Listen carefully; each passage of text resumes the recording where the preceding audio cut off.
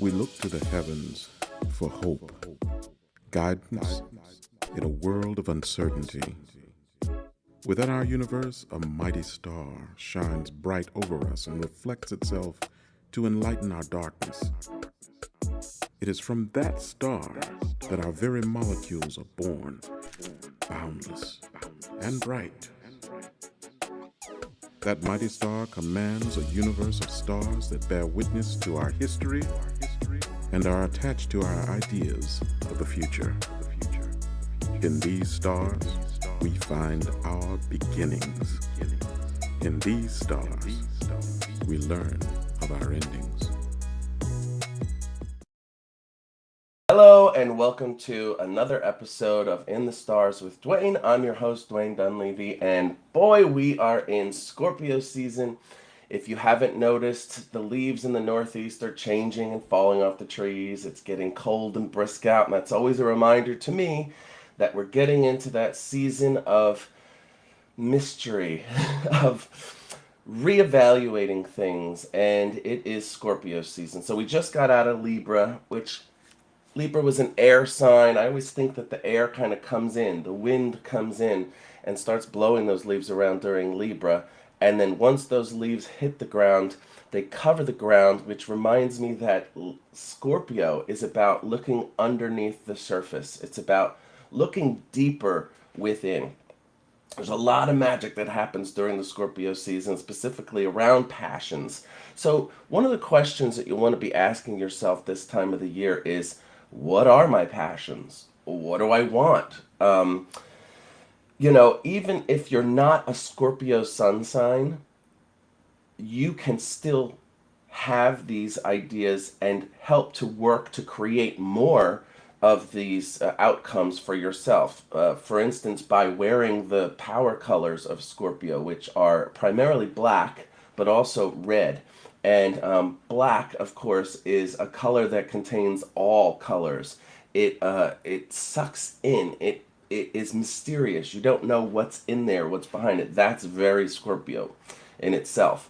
And then the red, which is also a power color of some of the other signs, like Leo, Mars, especially the red planet. But mixed in with the red, it gives you this idea. If you're a person who can feel when you see colors and things like that, what you get from black and red tends to be like this mystery, this boundless, unending blackness. And then the red is like a spiciness, like a power and energy. And when you put those things together, you get mystery and energy. How does that connect with Scorpio? Well, Scorpios are pretty much unstoppable if they're passionate about something, whether that's something to do with a person, like a romance, if they're, chasing someone, or in most cases, a Scorpio would rather be chased and will do what they need to do in order to be chased by that other person. um, but really, what it's all about is finding the passion, creating the necessary steps to make the passion happen. And then once the passion happens and it's realized, understanding it, not letting it just be like, oh, well, now what? Passion can be good, but it can also, once you're at the end of whatever that specific thing is, it can leave you thinking, well, now what? So Scorpio is a water sign. It's about emotion. It's about feeling. This is all about those types of things. How do you feel in your gut? If you're saying, how do I find out what my passion is, or how do I find out what I want? One of the ways that you can do it in an experiment that I've done a couple times with other people, and it seems to work really well, is you write down different things that you think it might be. And then you look at those, you point at them, you look at them, and you see, how do you feel when you read that and think about what that word means to you, or what that idea means to you. So for instance, let's say you have three things that you really like: interior design, cooking, and horticulture. So you write those things down, point at cooking and say, how do I feel about that? Point at horticulture, how do I feel about that? Then, whichever one you get more of a feeling, and you can have like 10, 20 of those things, but whatever you get more of a feeling for, then you expand on that idea. So if it's cooking you ended up really connecting with out of those three ideas, then what does cooking mean to you? Does it mean that you have to go out and buy new pans and pots and things like that? Do you need to make recipes, find recipes, and then what do you need time in order to make these things, and what are you going to do with them when they're done? That is what I'm talking about here, is figuring out through your feelings what you like or love or are passionate about, and then finding out what I need to make that happen, and then go beyond that, go a little bit further and say, once I achieve this goal, so once I get the new pots and pans, I get the recipes, and I make the food, what then? What do I do with the food? Well, maybe a plan would be, let me have a big dinner party in a month and a half. All right, I'm giving myself extra time here in the cooking scenario. So in a month and a half, I'm going to have a dinner party. I'm going to invite 8 people, and the recipes and everything that I have are in my files, and now I know what I'm going to do with that outcome. Now you can even go further and say, what if, okay, the dinner party turns out to be a huge success? Everything goes smoothly, the food is delicious, people love it. How will I know, and what can I do with that information? Well, you can know by maybe everybody coming to that party that night, send them a little online form or something. You can go into Google Forms and make it for free.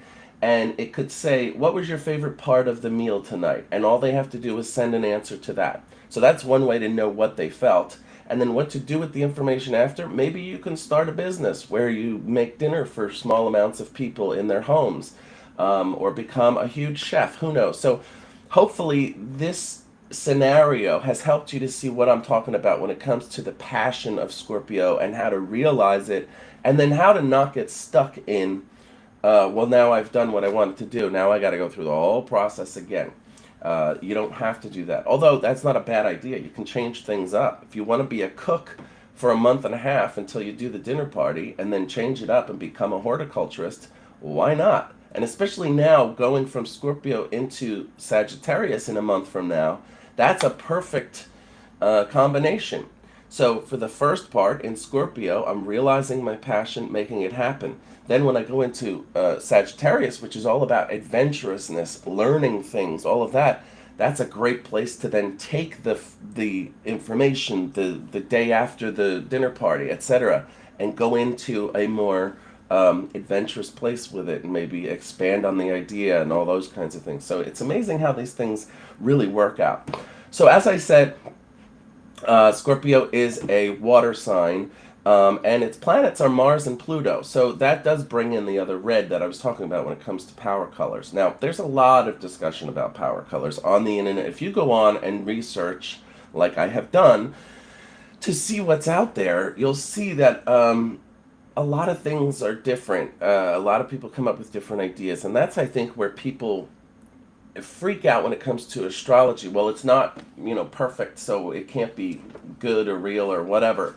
The reality is that, in my opinion, let's say, while astrology and tarot is 3,000 years old minimum, and it is an art, it's not a science. And I do not like to say that I believe in anything. I don't want to believe in something. I also don't want to not. I want to not. I also don't want to not believe in something.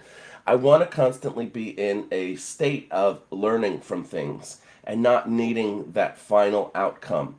So in that, astrology tends and tarot comes down to not just what is written in a book, what is told to you by other people who claim to be experts.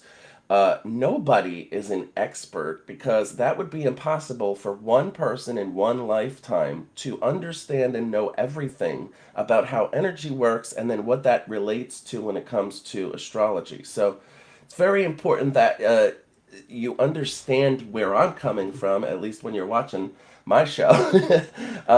So that's why, because it can be confusing. People are like, well, do you believe, you obviously believe in astrology, you live your life by it. And I'm like, in a sense, I do. And I'm constantly kind of always just hoping that it will show itself to be what it is, which is a way of understanding people. And when you understand the ideas behind astrology and relating to human beings about what their feelings are about their lives and their future, then you know more about the human condition than you do about astrology, or or they both grow equally. But it's a really good thing, and that's why it's considered entertainment. So it's right along with my career choice, which is entertainer. I do stand-up comedy, I sing, I do a lot of production stuff, marketing, all of that kind of stuff. But tarot and astrology, while I do feel a huge spiritual connection to it, energetic connection to it,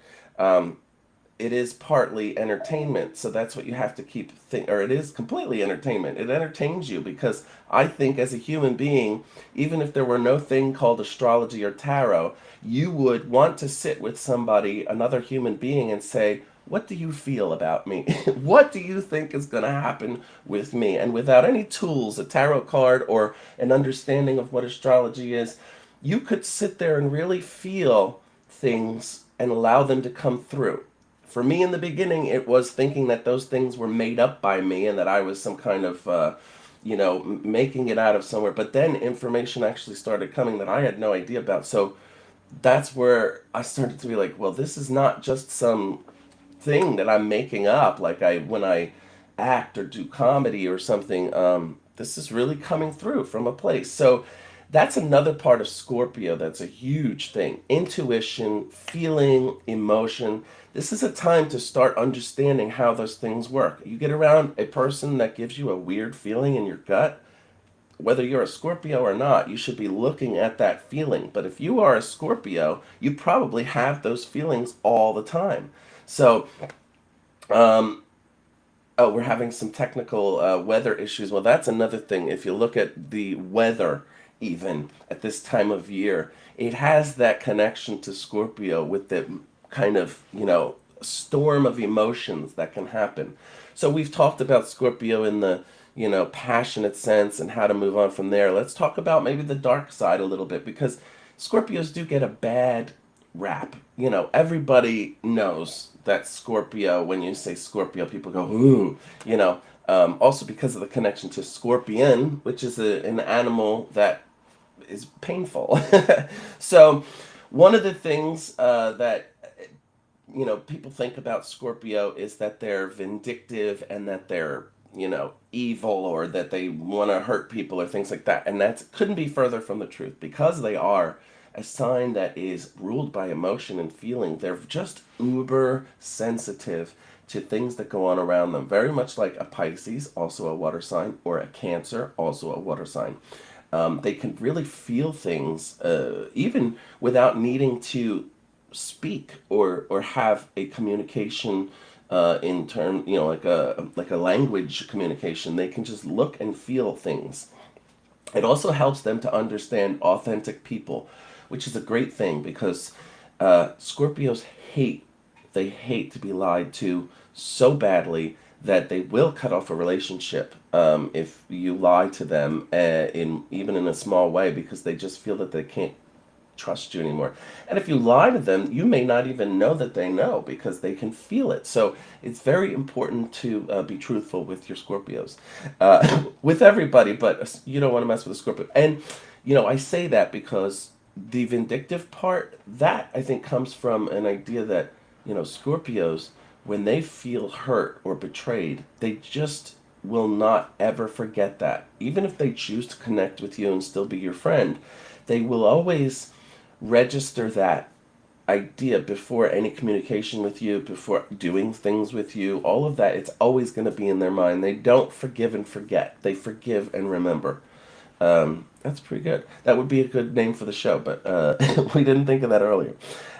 Give them their space. Scorpios need a lot of space. And if you are a person who's not a Scorpio and you're trying to get some Scorpio energy during this time, and you're wearing your red and black, take some time for yourself. That's a very Scorpio thing. Sometimes Scorpios, especially if they're a Scorpio rising and moon, or, triple Scorpio, or have a lot of Scorpio in their chart, you'll find they're people that want to be left alone sometimes for days at a time, maybe 2, 3 days at a time. They go missing. They don't call anybody, don't return calls. And that's because they just need to be on their own. Think about an actual scorpion. What a scorpion does, and this is like a nutshell. You A Scorpio walks around outside of its little cave or hole in the ground, and once in a while it backs in to the cave because it's waiting. If something comes by and tries to hurt it, it stings it from it within inside. So that you can think about as a Scorpio. Scorpio will need their time, and if you mess with them during that time, you will get stung. Doesn't mean you'll die, but it might hurt. Okay, so the general reading for this time of year for everybody moving forward, well, we have on the 8th, we have a full moon lunar eclipse. So, and that is going to be in Taurus, which is exactly opposite of Scorpio on the astrological wheel. So, what we have here is an interesting time where Scorpio, emotional, intuitive, all of those types of things, Taurus, which is about home, finding the perfect things, making things happen, the good life, simplicity of great things. When you mix those two things together, actually, and even in my scenario earlier about becoming a chef and all that kind of thing, that's actually something that would really is connected to both of those ideas: home, cooking, passion of cooking, all those things mixed together. So think about those ideas and how they relate to you. Overall, everybody, no matter whether you're a Scorpio or any other sign, and I always stress this, everybody should go on, and go to, there's a place online, there's multiple places online actually, where you can go and type in your information, just your time of birth and place of birth, and it will give you your entire chart, which can be like 30 pages long, because it doesn't just tell you the 9 planets and the rising. It says your rising is this, and then it has paragraph or two of why that means you are like this, and then your planets, and it will give you an explanation of everything. So if you're really interested in astrology and you want to check it out, go on and get your whole chart. So no matter whether you're a Scorpio or not, you really want to think about your passion, think about things that are going on around you. Evaluation is also another thing, analysis that is really important. Look at the job that you're doing and what the returns are and what the investment is. Look at relationships, what the returns are, what the investment is.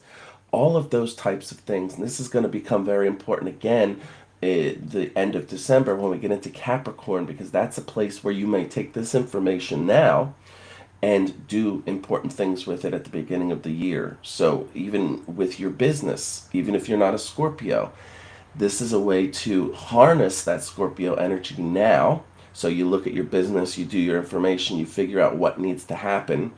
And what that does is it gives you 2 months to figure out a plan to make things happen. Don't decide today what needs to happen and then today make the changes and then go through all of the problems that go along with that. Things don't need to happen that quickly unless you're in a bad emergency situation. But when it comes to these types of things, start forming your information that you need now and move forward and do things with it. So between now and Capricorn, in the Sagittarius time, you would want to take your information and figure out, that's the fun part, like the adventurous part. So an example would be my business, interior design business. I'm looking at the people that I'm using for furniture, and I'm just going to get all the people that actually I sell the furniture to and just use them. And I'm going to let the other people know that we're going to move on from their services. But what am I going to do with that information? I'm going to take that and in Sagittarius, figure out ways to grow those other businesses that I use, and the ones that I'm not using, form a way of letting them know that we're not going to be using them, but we may in the future.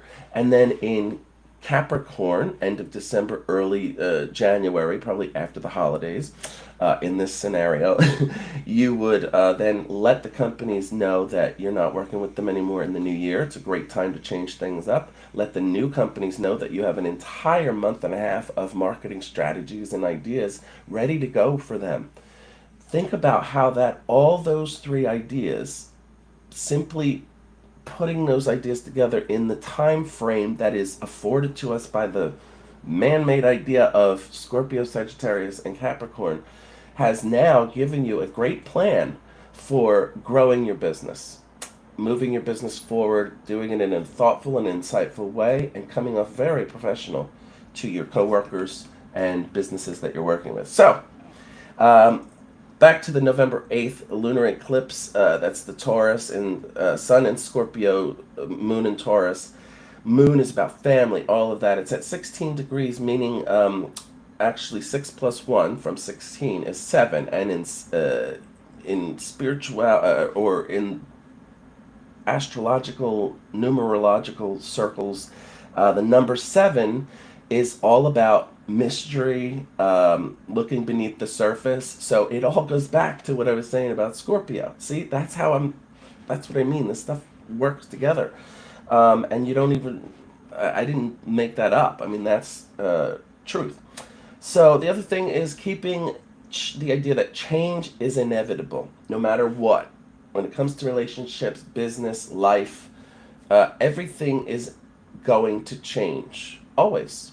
And so it's very intentional to be intentional.